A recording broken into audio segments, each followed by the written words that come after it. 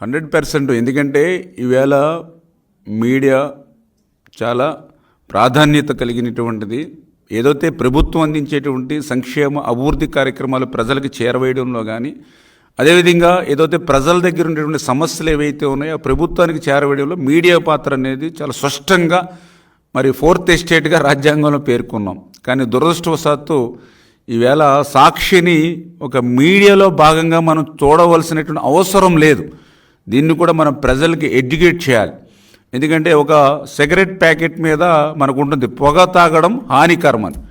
అదేవిధంగా సాక్షి పత్రిక చదవడం కూడా హానికరం, సాక్షి ఛానల్ చూస్తే ఆరోగ్యానికి హానికరం అనేటువంటి విధంగా ప్రజల్ని ఎడ్యుకేట్ చేయవలసిన అవసరం ఉంది. ఎందుకు ఈ మాట చెప్తూ ఉన్నాను అంటే, ఏదైతే ఈరోజు ప్రజల తిరస్కారానికి గురైనటువంటి వైఎస్ఆర్సీపీ మంత్రులు వాళ్ళు ఆ రోజు ఏ రకంగా మాట్లాడారో చూసాం.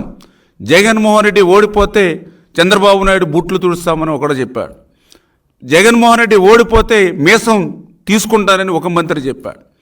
జగన్మోహన్ రెడ్డి ఓడిపోతే రాజకీయాల నుండి శాశ్వతంగా తప్పుకుంటానని ఒక మంత్రి చెప్పాడు. వాళ్ళు చెప్పినటువంటి మాటలన్నీ మన వీడియోలో ఉన్నాయి. కానీ అవన్నీ మళ్ళీ గాలి కుదిలేసి మళ్ళీ ఈవేళ తగుదునమ్మా అని చెప్పి మీడియా దగ్గర కూర్చుని మళ్ళీ అబద్ధాలు అసత్యాలు మళ్ళీ ఈరోజు మళ్ళీ ప్రజలకి ప్రచారం చేస్తూ ఉన్నారు. అవి ఏదైతే అటువంటి అవినీతి పుట్టుకలో పుట్టినటువంటి సాక్షి ఏదైతే వాళ్ళ కరపత్రిక ఏదైతే ఉందో దాని ద్వారా మళ్ళీ విష ప్రచారం చిమ్మేటువంటి పరిస్థితి ఏదైతే ఉందో ఖచ్చితంగా వాళ్ళ మీద ప్రెస్ కౌన్సిల్కి బాధ్యతాయుతమైనటువంటి మీడియా నుంచి ఏదైతే ఈ యొక్క సాక్షి పత్రిక ఇటువంటి అబద్ధాలు చెప్తూ ఉందో దాన్ని ఖచ్చితంగా దాని మీద కంప్లైంట్ చేయడం జరుగుతుంది. తగినటువంటి చర్యలు కూడా తీసుకోకపోతే ఇది ప్రజాస్వామ్యానికే విఘాతం కలిగించేటువంటి అంశం కాబట్టి ఖచ్చితంగా ప్రజలు ఇచ్చేటువంటి తీర్పుని గౌరవించేటువంటి విధంగా ప్రజాస్వామ్యాన్ని రక్షించుకునేటువంటి విధంగా భవిష్యత్తులో కూడా ఇటువంటి తప్పుడు రాతలు తప్పుడు మాట్లాడేటువంటి మాటలు ఏవైతే ఉన్నాయో అటువంటివి ఏదైతే మీడియా ప్రచారం చేస్తుందో దాని మీద కూడా చట్టపరంగా తగినటువంటి చర్యలు. ఎందుకంటే గత ప్రభుత్వం మాదిరిగా హెరాస్మెంట్ అనేది ఉండదు మా ప్రభుత్వంలో, పనిష్మెంట్ మాత్రం ఖచ్చితంగా ఉంటుంది.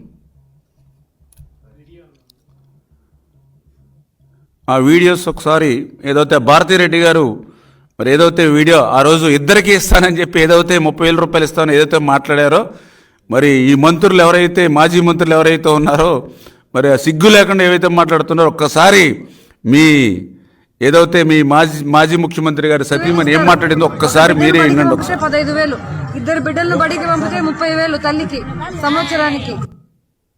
రిపీట్ చేయమా మళ్ళీ. పిల్లలను బడికి పంపితే తల్లికి 15,000 ఇస్తారు. ఒక బిడ్డను బడికి పంపితే 15,000, ఇద్దరు బిడ్డలను బడికి పంపితే 30,000 తల్లికి సంవత్సరానికి. చూడండి చాలా క్లియర్గా నిన్నేదో ప్రజల తిరస్కారానికి గురైనటువంటి నాని లేకపోతే అంబటి వీళ్ళు మాట్లాడుతూ ఉన్నారు వీడియోలు పెట్టి. ఆవిడ భారతిరెడ్డి గారా అవునా కాదా, లేకపోతే ఆ మాటలు ఆవిడని మాట్లాడినట్టు మాటలా కాదా, ఈవేళ వాళ్ళు దానికి సమాధానం చెప్పమనండి. అంటే 5 సంవత్సరాల్లో మీరు ఇచ్చినటువంటి మాటను ఏ రకంగా ఎగ్గొట్టి మోసం దగా చేశారు. మేము కూడా తల్లికి వందనం ఇస్తామని చెప్పాము, ఇద్దరు కానీ ఎంతమంది ఉంటే అంతమందికి. మేము వచ్చింది 30 రోజులే, మాకు ఇంకా సమయం ఉంది. ఈ సమయంలో విధి విధానాలు రూపొందించుకుని మేము అమలు చేసుకుంటాం. ఈ లోపుగానే తల్లికి వందనంగా మంగళం అని ఎట్లా మాట్లాడగలుగుతారు? 5 సంవత్సరాలు మీకు ఏదైతే 2019, 2024 మీకు ఇచ్చినటువంటి ఆ పీరియడ్ని మీరు చెప్పినటువంటి మాట అమలు చేశారా? మరి అట్లా ఎగ్గొట్టినటువంటి వాళ్ళు మా గురించి మాట్లాడేటువంటి అర్హత ఎక్కడుంది? దయవుంచి అందరూ కూడా ఆలోచన చేయమని అడుగుతూ ఉన్నాం. అదేవిధంగా మరి ఏదైతే మాటను ఏ రకంగా అయితే నిలుపుకున్నామో మరి ఆ మాట గురించి కూడా వాళ్ళు కూడా, ఎందుకంటే నిన్న సాక్షి టీవీలో కానీ వాళ్ళ బులుగు మీడియాలో కానీ వాళ్ళ సోషల్ మీడియాలో కానీ ఏదైతే మేము ఆ రోజు మాట ఇచ్చి మాట నిలుపుకోలేదని నిన్న తల్లికి వందనం మీద దుష్ప్రచారం చేశారు. మరి అదేవిధంగా పెన్షన్కి సంబంధించి మేము ప్రచారంలో ఆ రోజు చెప్పాను నేను, రేపు అధికారంలోకి వచ్చిన తర్వాత ఏదైతే 4,000 పింఛను పెంచడమే కాకుండా 7,000 రూపాయలు చేసి మీ ఇంటికి అందజేస్తామని ఆ రోజు నేను ఎన్నికల ప్రచారంలో చెప్పాను. ఎన్నికల ప్రచారంలో చెప్పినట్టుగానే అధికారంలోకి వచ్చాక వాళ్ళ ఇంటికి పట్టుకెళ్ళి 7,000 రూపాయలు అందజేస్తాం. అంటే ఒకసారి మన దగ్గర వీడియో ఉంటే ఉందమ్మా ప్లే చేయండి. అదేవిధంగా 3,000 రూపాయలు ఏదైతే మరి దివ్యాంగులు పింఛన్ ఏదైతే ఉందో ఆ 3,000 రూపాయలు కూడా 6,000 రూపాయలకి పెంచి మీ ఇంటికి పట్టుకెళ్ళి ఇస్తామని చెప్పి నేను ఆ రోజు ఎన్నికల ప్రచారంలో చెప్పాం. ఏదైతే మేనిఫెస్టో ప్రకారం దాన్ని కూడా ఆ రోజు 6,000 రూపాయలకి పెంచి మనం ఇచ్చాం.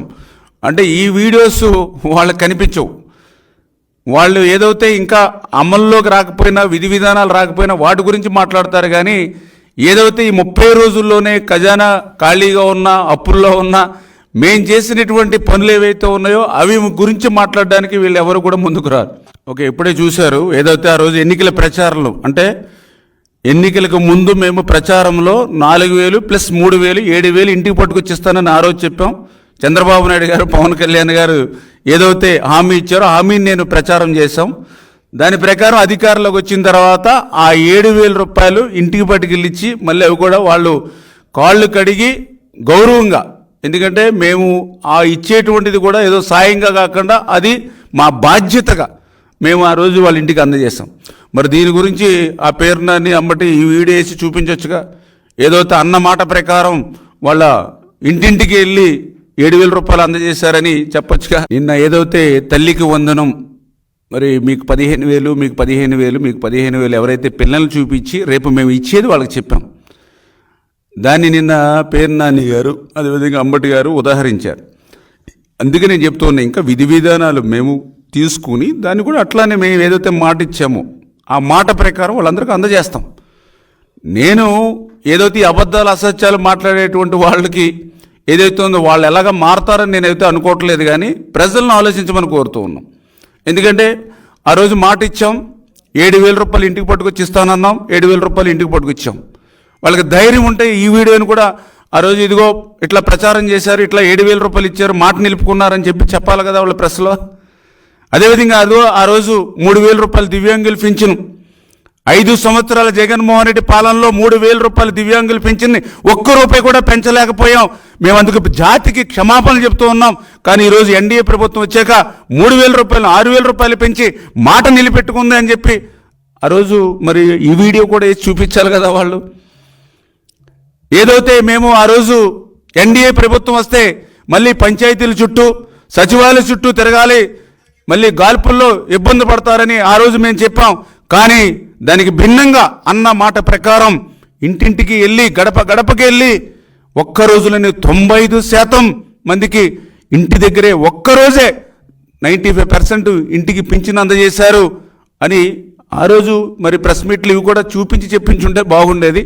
అంచేత ప్రజలందరూ కూడా అర్థం చేసుకోవాల్సింది, ఏదైతే ఈ యొక్క వైఎస్ఆర్సీపీ ఏదైతే ఈ యొక్క విష పత్రిక ఏదైతే వాళ్ళ సాక్షి కరపత్రిక ఏదైతే ఉందో వాళ్ళు చెప్పేటువంటి అబద్ధాలు, వాళ్ళు చెప్పేటువంటి అసత్యాలు ఏవైతే ఉన్నాయో అందరూ కూడా ప్రజలు గమనించుకుంటూ రేపు రాబోయేటువంటి రోజుల్లో మరి వీళ్ళకి మరింత, అంటే ఏదైతే ఇప్పుడు ఇందాక చెప్పినట్లుగా శాశ్వతంగా వీళ్ళని, వాళ్ళ మీడియాని కానీ వాళ్ళ నాయకులను కానీ శాశ్వతంగా వీళ్ళని రాజకీయాల్లో దూరంగా పెట్టకపోతే, శాశ్వతంగా ప్రజాస్వామ్యంలో వీళ్ళు దూరంగా పెట్టకపోతే మరి రేపొద్దున మన ప్రజాస్వామ్యానికి, మన ఆంధ్రప్రదేశ్ రాష్ట్రానికే పెను ప్రమాదం. అందుకే ఆ వీడియోస్ అన్ని కూడా ఒకసారి మీకు చూపించడం జరిగిందని చెప్పి తెలియజేసుకుంటున్నాం. Thank you.